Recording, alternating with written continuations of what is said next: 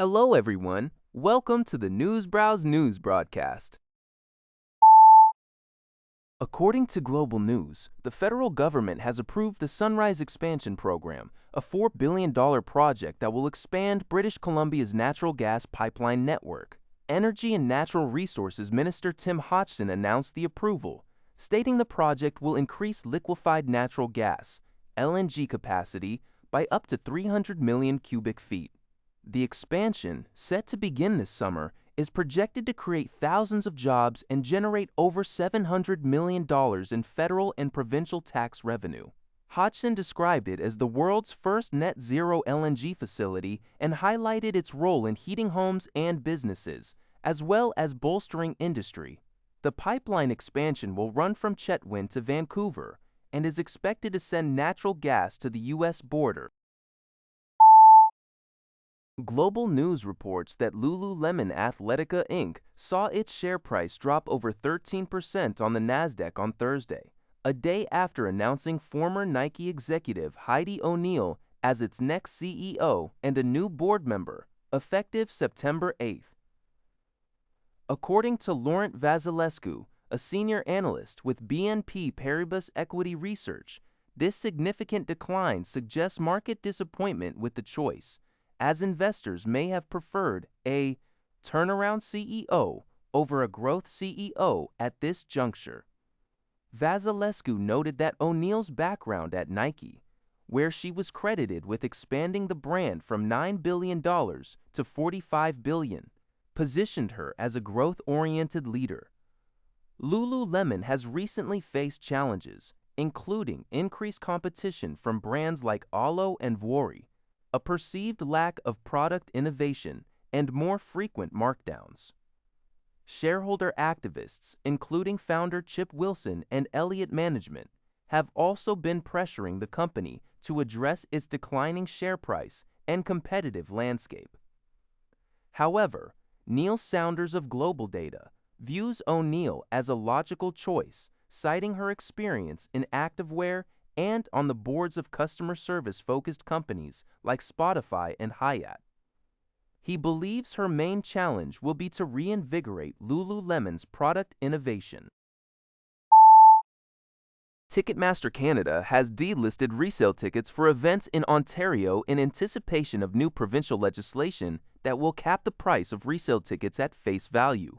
A spokesperson for the platform stated that seats were removed to comply with the upcoming law, which is part of the Ontario government's budget bill and awaits royal assent. Customers will be able to relist their tickets next week once Ticketmaster updates its resale marketplace. This action comes after numerous consumer complaints regarding resellers drastically increasing prices for popular events, such as the World Series and Taylor Swift's Eras Tour. City News Everywhere reports that Ticketmaster has been notifying customers about these changes. The new legislation aims to address concerns about exorbitant ticket pricing and improve accessibility for consumers. Ticketmaster Canada has begun delisting resale tickets for events in Ontario, a move necessitated by incoming provincial legislation that will cap resale prices at face value. A spokesperson for Ticketmaster, Shabnam Durrani, confirmed that the platform is removing these seats to ensure compliance. Customers will be able to relist their tickets next week once Ticketmaster updates its resale marketplace. This action follows the recent passage of the Ontario government's omnibus budget bill, which includes the resale ticket price cap, though the bill has not yet received royal assent. The price cap addresses widespread consumer complaints about ticket resellers acquiring tickets for popular events, such as the World Series and Taylor Swift's Eras Tour, and then listing them at significantly inflated prices. While most events in the province will be subject to this cap, FIFA ticketing businesses selling World Cup game tickets in Toronto this summer will be exempt. CRTC chairperson Vicky Etrides defended the regulator's approach to implementing Canada's Online Streaming Act, stating that while the TCOD, the Fistos, wishes to proceed more quickly, the process is complex and requires careful consideration of conflicting opinions. Speaking with the Canadian press, each-rides emphasize the need to get it done right, highlighting the significant task of overhauling decades-old regulatory frameworks. She acknowledged criticism, including from CPAC and Culture Minister Mark Miller, who expressed disappointment in the pace. each-rides pointed to the more than 1,700 submissions received during public consultations as a key factor influencing the timeline. The CRTC is addressing issues progressively, prioritizing some decisions such as CPAC's request for a wholesale fee increase.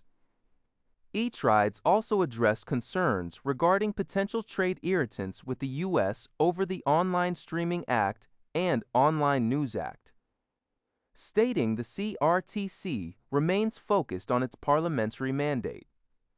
She mentioned the initial decision in 2024 to require streamers to contribute 5% of their Canadian revenues to Canadian content funds, noting the ongoing legal challenges and the CRTC's commitment to ensuring contributions to the broadcasting system. The CRTC aims to adapt its approach based on court decisions while fulfilling its mandate. This report is from City News Everywhere. That's all for this video. Thank you for watching. See you in the next video.